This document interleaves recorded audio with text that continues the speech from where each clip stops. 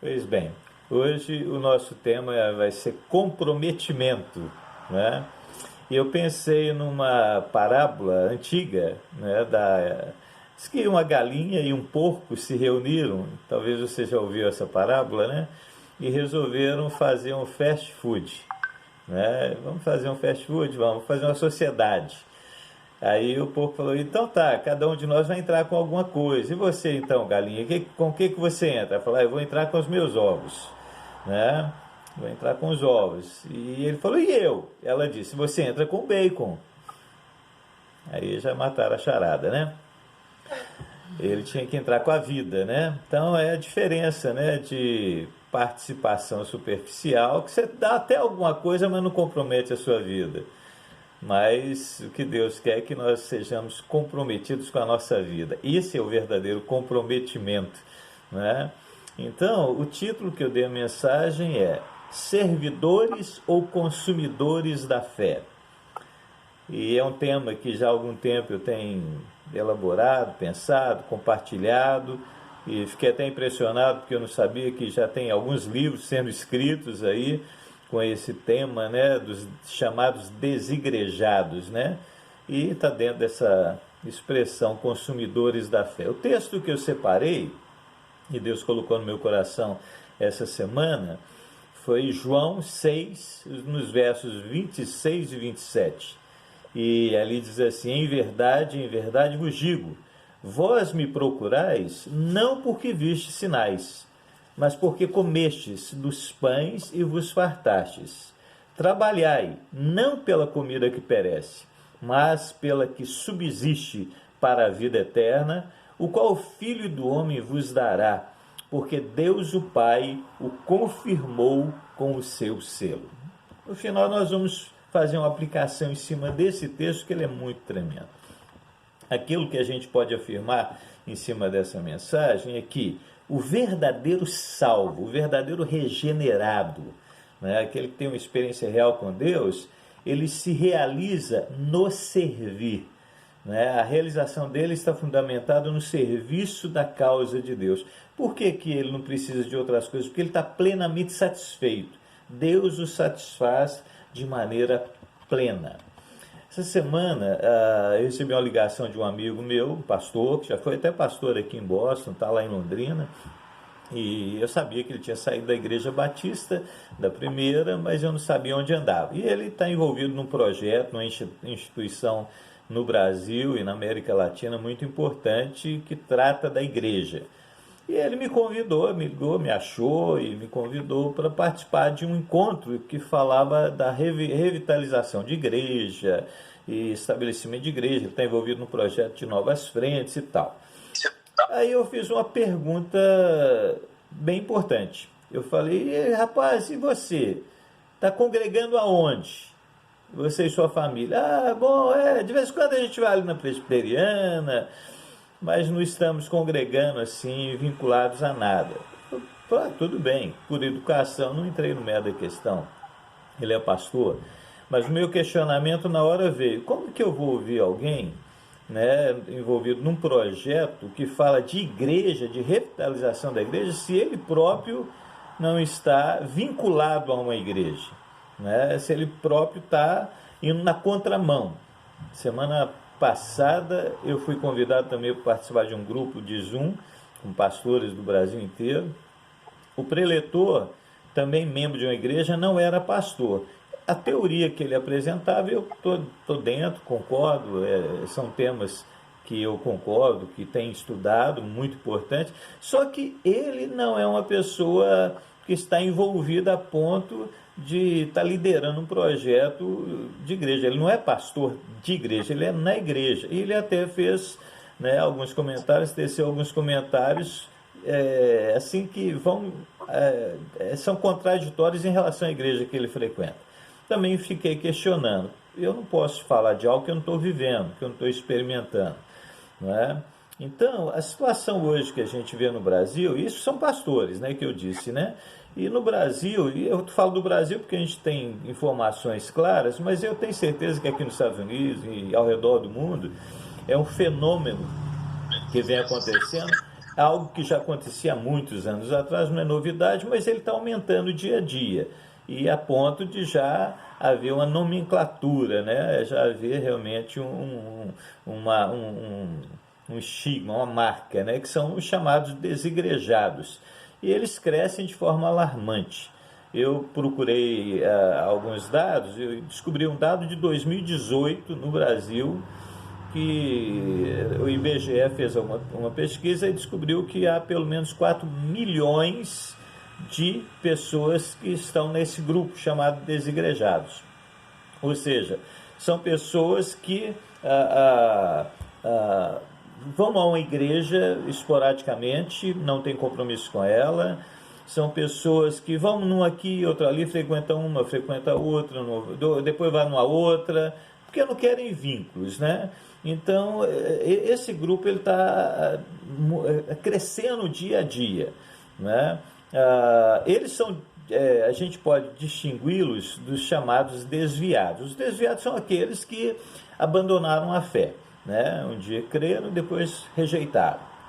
Eles até mantêm uma postura, eles fazem as suas orações, muitos deles são até filhos de crente, que é algo preocupante, né? Porque quando a gente pensa nas futuras gerações, né, essa geração é uma geração de filhos de crente que de repente perdeu o gosto pela instituição chamada igreja, né?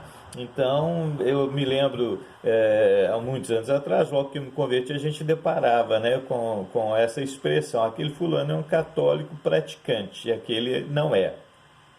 Hoje a gente já sabe que tem crente praticante e crente que não é praticante, né?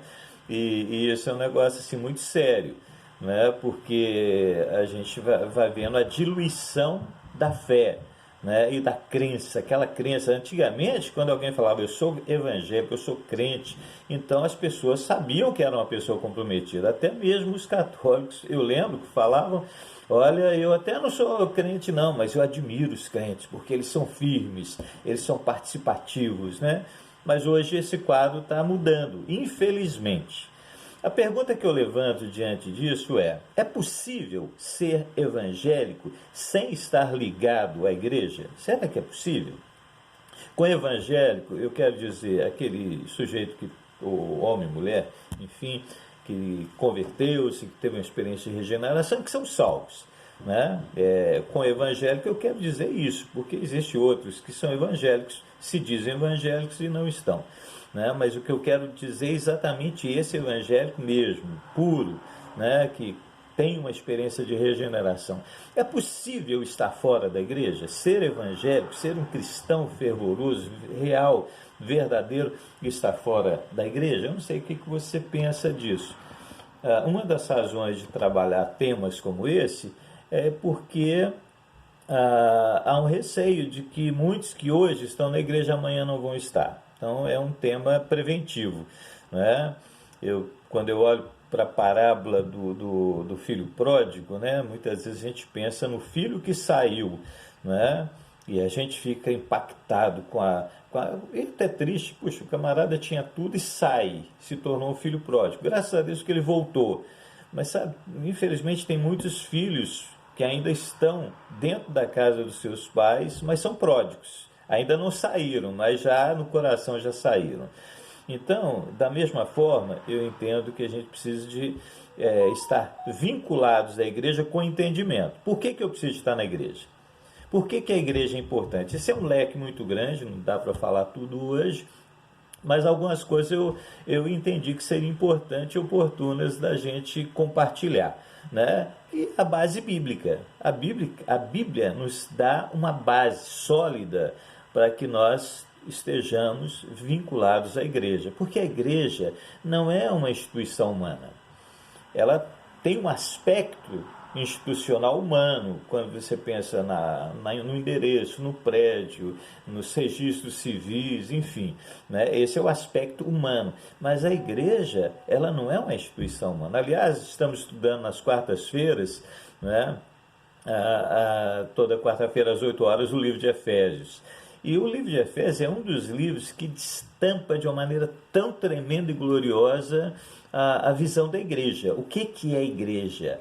A igreja é gloriosa, a igreja é tremenda. Eu posso e afirmo sem medo de errar que a igreja é a maior instituição da terra, é a mais significante, porque Jesus é quem a instituiu, para que ela fosse a sua agência na terra, o reduto da verdade.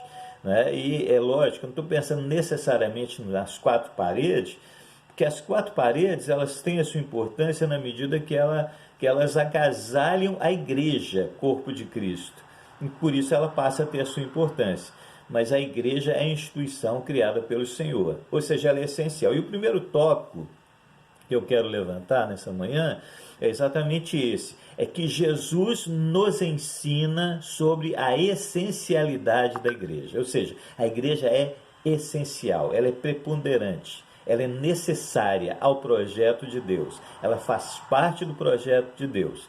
Né? Em Mateus 16, de 1 a 10, não vou ler o texto, depois você pode verificar. Esse texto é aquele que quando Jesus pergunta para os seus discípulos, né, olha, estão dizendo um bocado de coisas sobre mim, né, e quem dizem os homens que eu sou? Uns estão dizendo que você é Jeremias, outros que é Elias e tal, um dos profetas, mas Jesus se volta para eles e diz assim, mas e vocês? Qual a opinião de vocês a meu respeito? E aí Pedro, né, se levanta, como sempre, né, afoito, muitas vezes de forma correta e legal, outras não, mas essa foi uma oportunidade que ele teve e ele não perdeu tempo. Ele se levanta e ele diz, tu és o Cristo, o Filho do Deus vivo. Jesus, a Bíblia fala que Jesus, as entranhas de Jesus se moveram.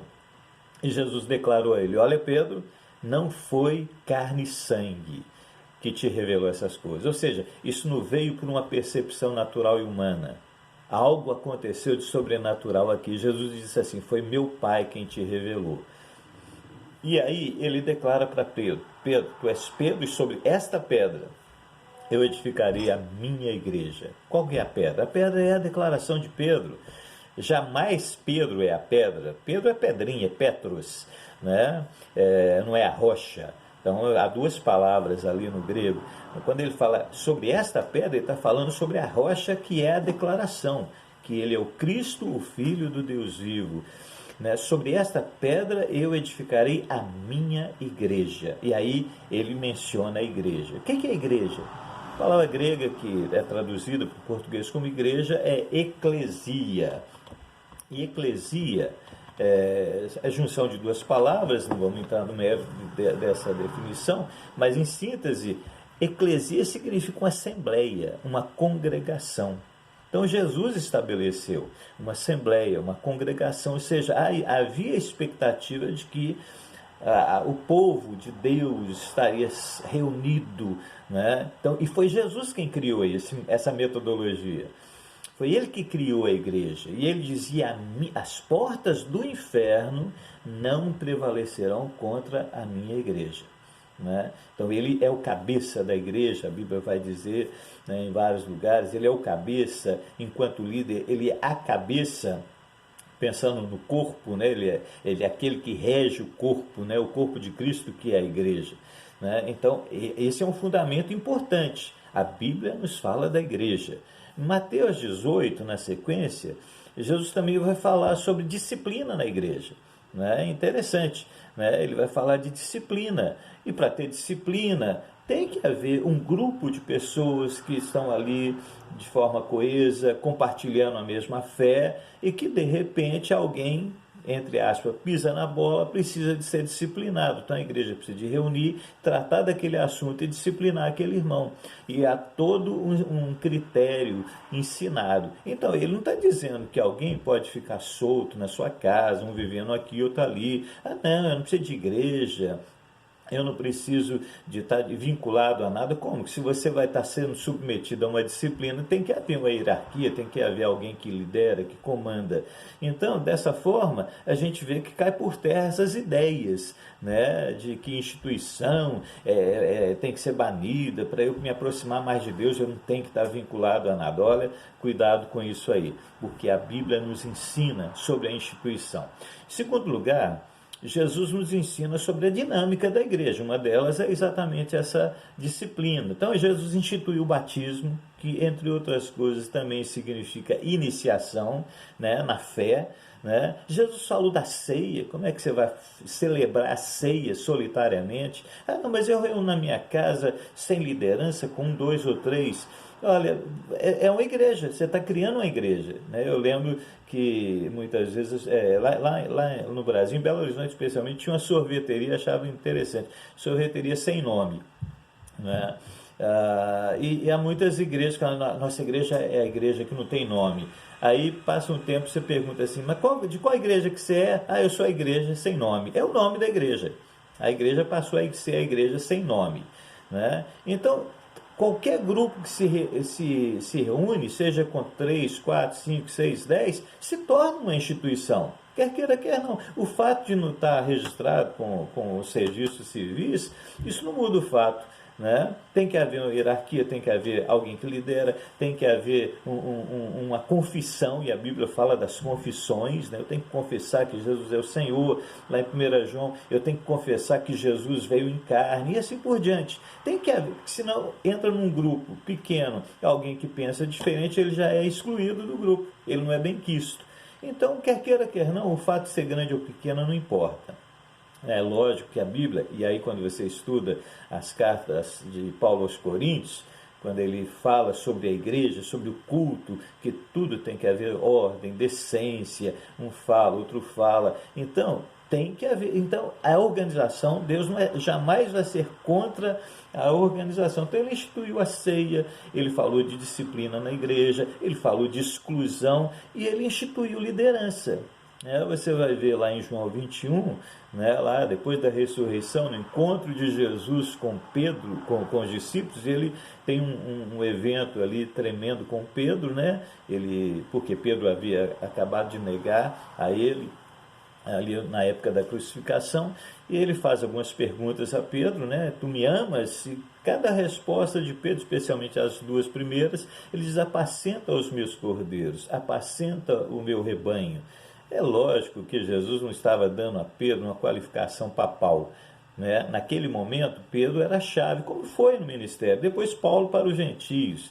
Né? E isso não foi algo institucionado, como diz o segmento católico do Papa, porque, e até fundamenta na declaração lá de Mateus 16, porque Pedro não é a pedra firme, rocha, Pedro é uma pedrinha, mas ele era um porta-voz, ele pregou o primeiro sermão e assim por diante. Os dois primeiros grandes sermões no livro de Atos. Né? Mas aí o que eu quero destacar é o fato de que Jesus estabeleceu uma liderança na igreja. Né? E então, no livro de Efésios, Paulo tem um discernimento de que foi Jesus quem estabeleceu uns para apóstolos, outros para profetas, outros para evangelistas, outros para pastores e mestres.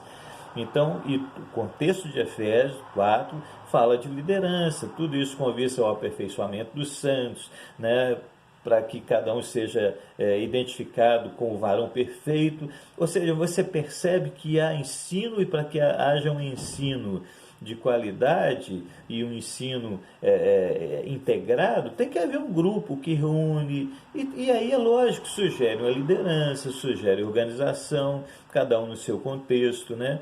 Eu sei que Deus, eu posso dizer isso sim, que ele não criou uma denominação, mas também não sou contra o sistema denominacional, desde que ele sirva a igreja verdadeira. A partir do momento que o sistema denominacional passa a servir a si próprio e perde a visão universal do corpo de Cristo, ele deixa de exercer o seu papel.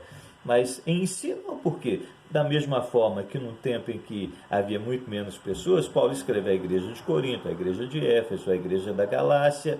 Então, era o nome daquelas igrejas. Eu creio que eles se reuniam em algum lugar, e, independente de ser no templo ou não, né, mas havia uma instituição ali. Você vai ver que também na sequência, que é a próxima razão, né, que eu estou dizendo. A primeira é que Jesus instituiu a igreja e ensinou sobre a sua essencialidade. Jesus nos ensina sobre a dinâmica da igreja, através da liderança, da disciplina, etc. E os próprios apóstolos, os escritores das cartas do Novo Testamento, Paulo e os demais, nos falam da instituição de apóstolos, a instituição de presbíteros e diáconos na igreja. Você vai ver no livro de Atos, capítulo 6, a instituição dos diáconos para servir o povo. Você vai ver no capítulo 20, no verso 28, Paulo tratando, quando ele está lá em Mileto, indo para Roma, ele deixa realmente uma palavra para aqueles líderes da igreja, e até fala, olha, cuidado, que vão vir lobos vorazes, vocês têm que cuidar de vocês, né, no exercício da igreja de Deus, exercendo a liderança na igreja de Deus. Então você vai ver 1 Pedro 5,1, Paulo falando para os presbíteros, a pastorear a igreja de Deus. Então, não são temas que foram escolhidos pelos homens. Igreja é uma questão séria. A igreja foi instituída pelo Senhor, não é? E os apóstolos acataram. Então, diante dessas afirmativas rápidas, né, esses argumentos bíblicos, né, esses textos que fundamentam a visão da igreja, a gente volta àquele questionamento: é possível, né, estar fora da igreja? Será melhor estar fora da igreja sem nenhuma instituição? É lógico que isso aí, com base em tudo aquilo que eu estou falando, isso é um engano, uma falácia, né? Um erro, né? O que de fato está por trás, e aí eu quero chamar a sua atenção, uma é a questão dessa era que a gente vive, que é a pós-modernidade. Eu disse a você que essa questão, né, dos desigrejados não é atual, vem lá de trás, está tomando uma forma maior, e essa forma maior diz respeito ao tempo que a gente está vivendo. Essa pós-modernidade, o tempo do relativismo, cada um tem a sua vida, cada um tem o direito de pensar do jeito que quer e assim por diante. Cada um por si, né, é o slogan, né? Então, muitas vezes essas pessoas se escondem atrás desses falsos argumentos porque eles não querem que seja transparecido a rejeição do governo, que é uma característica da época, né, de não estar debaixo de governo e nem de disciplina. Eu não posso aceitar estar vinculado a uma igreja que eu não tenho direito de fazer o que eu quero. Olha, você tem o direito de fazer o que você quer. Nenhuma instituição, nenhuma igreja que se preze vai manipular, embora existem os erros, os enganos, os extremos, mas uma igreja verdadeira não fica aí cuidando da sua vida particular. A liderança da igreja diz respeito à vida eclesiástica, ou seja, você trabalha numa empresa, você é membro da igreja, trabalha numa empresa e de repente aquela empresa está envolvida na falcatrua, numa corrupção e você está dentro. Opa, isso aí cabe disciplina. Por quê? Porque está falando de aspectos morais. Agora você vai comprar um carro preto, branco, uma casa amarela na esquina, isso não tem nada a ver. Podemos até, enquanto liderança, te auxiliar com conselho e buscar ajuda nesse sentido, mas nunca determinar a sua vida. Quando eu trabalhei no Centro de Recuperação em Bauru, eu me lembro de uma igreja que eu não vou nem falar o nome, mas a maioria conhece, que é uma igreja que era na época muito rígida, hoje está um pouco mais amena, e o pastor daquela igreja, que me contavam, ele chegava na casa da irmã Mariazinha e sentava, né, na cadeira, já entrando, e dizia: Maria, hoje eu vim comer na sua casa e eu vou comer aquele franguinho ali, você mata aquele franguinho para mim. E ela: sim senhor pastor, ia lá e matava o franguinho. Ela tinha uma índole submissa, mas será que é correto o camarada se aproveitar do fato de que ele é pastor para interferir na vida particular? Lógico que não, isso é tirania, né? Isso tem nada a ver com pastorado bíblico. Pastorado bíblico trata da vida espiritual, levando você a ter um conhecimento bíblico, levando você a ter uma vida em Deus, a ter uma vida madura, um crescimento, te ajudando nessas questões. E aí, dentro do âmbito da igreja, é lógico, tem regras, né? Tem hierarquia, tem liderança, ninguém não pode ultrapassar, porque senão vira bagunça. Então, nesse aspecto, né, a igreja é fundamental e muitos não querem nem se submeter a esse tipo de governo, por isso preferem viver uma vida isolada. Como eu disse, nós não podemos fechar os olhos para as falsas igrejas, ou as pseudo-igrejas, que pregam outro evangelho, né? Aí com critério, eu vou dizer, como diz lá em Apocalipse, se referindo à Babilônia, saiam dela, povo meu. Saiam dela. Você está numa igreja que não tem o perfil bíblico, que não prega a Bíblia, palavra, que está cheia dessas coisas que a gente tem visto nos dias de hoje, esse mercantilismo, né, usando a fé para dinheiro, para ganhar. Aí você tem que refletir. Né? Infelizmente, muitos até acabam se aderindo a isso. Mas uma coisa é certa, se você sai de uma instituição por conta da Bíblia, das heresias, você deve sair e buscar uma verdadeira igreja. Né? E não apenas sair e ficar sozinho. Né? Você vai sair, pode sair, deve sair, se aquilo não está te abençoando, mas busca uma igreja. Agora, sair porque o fulano te olhou com a cara feia, aí é uma outra história. Por isso é que eu vou tocar nessa questão do consumidor da fé. Né? Uma outra razão influenciada por esse tempo é exatamente o consumismo. Né? Preste atenção. Quando você vai num shopping center, nós estamos na era dos malls, né, do shopping center, você vai porque ali é bonito, você gosta de ver vitrine, você gosta de ser bem atendido na loja, você gosta de comer bem, mas você vai escolher quem te atende bem, você vai escolher preço porque você é consumidor. E isso está certo, nada errado, você quer ter um prazer, um lazer, um momento legal, né? Isso está na frente. Agora, será que isso diz respeito à igreja? E aí eu me lembrei, alguns anos atrás eu pastoreava uma igreja em Londrina, e aí eu fui fazer a visita na casa de uma irmã que infelizmente faleceu numa tragédia em São Paulo, né? Ninguém conhece ela, posso dizer o nome, Dora vai lembrar, né? Da Exaltina. E aí eu falei, irmã, você está faltando os cultos, você não tem participado dos cultos, algum problema? Ela pegou e me disse assim, pastor, eu só vou à igreja porque eu quero ver um show de pregação. Eu vou à igreja para ver um show de louvor. Se a igreja não tem um show de pregação, um show de louvor, eu prefiro ficar em casa vendo o show da vida, que era o Fantástico. Né? Que coisa triste, né? Que coisa triste. Eu não vou na igreja para ver show. E o grande diferencial do verdadeiro cristão é que ele não vai à igreja para consumir fé. Ele não é um consumidor da fé. Ele vai à igreja para servir a Deus, porque ele está satisfeito, é como eu disse no começo, ele está satisfeito em Deus. Então, problemas vai haver, onde tem ser humano tem alguma divergência aqui ou está ali, mas não é isso que vai te impedir de estar ali, vivendo uma vida de oração, uma vida de fibra e com liberdade, buscando os líderes, buscando as pessoas responsáveis pelos departamentos para tentar emitir suas opiniões e melhorar sem querer que seja predominante a sua ideia, porque senão o sistema democrático acaba funcionando bem nesse aspecto. Né? Então, é esse tipo de membresia que uma igreja verdadeira tem que ter. Né? Eu estou ali para exercer o meu compromisso com Deus, entendendo que eu estou numa instituição que tem salvos, que tem salvado vidas, né, que tem Bíblia, que tem palavra, tem seres humanos imperfeitos, limitados, mas que estão ali para adorar a Deus. Eu não estou ali para ser agradado, porque se a igreja não serve para mim, eu não sirvo para a igreja. Então eu não estou buscando a igreja porque ela serve para mim, eu estou buscando a igreja porque eu quero servir a Deus na igreja, servir ao Senhor na instituição. Se alguma coisa não é 100% como eu quero, eu vou pagar um preço de oração, eu vou orar, eu vou buscar a Deus. Né? Por isso que nesse aspecto eu volto com aquela pergunta, é possível ser evangélico sem estar ligado a uma igreja? E aí eu quero, encerrando, falar do tópico do texto áureo, né, que nós lemos e eu vou ler novamente. Em verdade vos digo, é João capítulo 6, né? Em verdade vos digo, Jesus disse, e vós me procurais não porque vistes sinais, mas porque comestes dos pães e vos fartastes. E ele diz, trabalhai não pela comida que perece, mas pela que subsiste para a vida eterna, a qual o Filho do Homem vos dará, porque Deus, o Pai, o confirmou com seu selo. O que estava acontecendo? Um pouquinho antes desse texto, houve a multiplicação dos pães.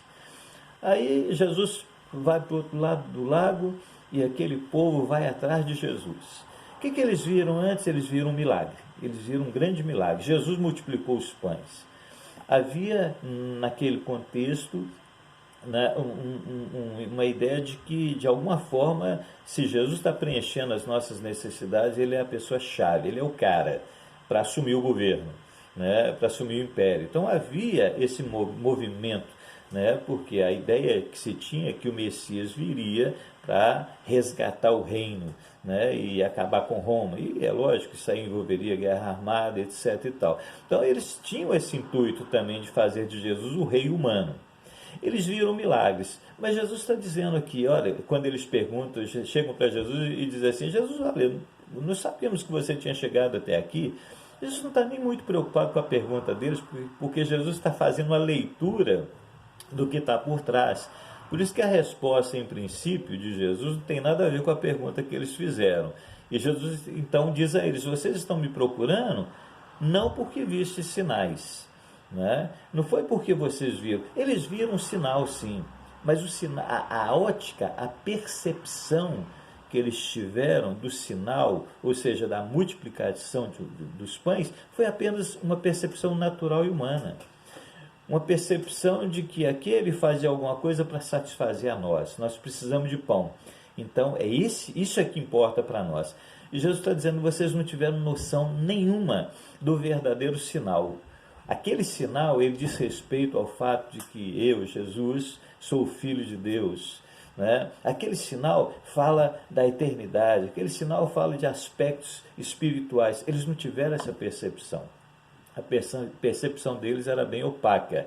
E aí Jesus então vai dizer para eles, trabalhai não pela comida que perece. Então o verdadeiro comprometido, que não é consumidor da fé, qual a postura dele? Ele está na igreja para servir com atitude com vistas à eternidade, né? Ele trabalha não pela comida que subsiste, ele está envolvido nas coisas eternas. Então, Deus não chama consumidores da fé, ele chama salvos a cumprir a sua grande comissão. Então, se você entender a grande comissão, ide, portanto, fazer discípulos de todas as nações, eu fui chamado para isso. Eu fui chamado para exercer. Eu estou aqui, porque se não fosse isso, Jesus me tirava daqui quando eu fosse salvo e me levava para a glória.